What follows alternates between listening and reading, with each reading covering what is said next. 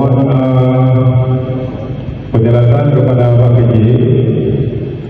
Mohon penjelasan kepada kami Dewan, yang terutama saya selaku Ketua Komisi 2. Mohon penjelasan kepada kami tentang perkebunan Bratama Maju tahun 2023. Sampai saat ini belum ada titik temunya.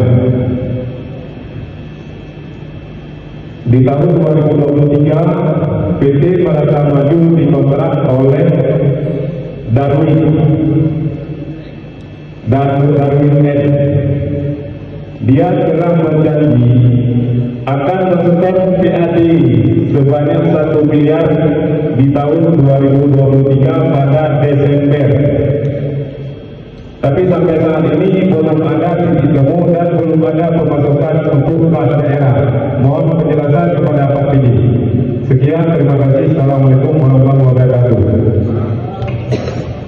Alhamdulillah, kami sangat bergembira, bersyukur atas kehadiran dapat kita bertemu di tempat yang berbahagia ini, dan ada pertanyaan terkait penjelasan tentang janji setor PAD 1 miliar pada 1 Desember 2023 ke kas daerah. Sepanjang yang kami ketahui selama ini, kita laporan dari teman-teman yang menangani hal ini, belum ada memang 1 miliar ini yang tersetor. Yang pernah kami dilaporkan adalah sebesar 400 juta.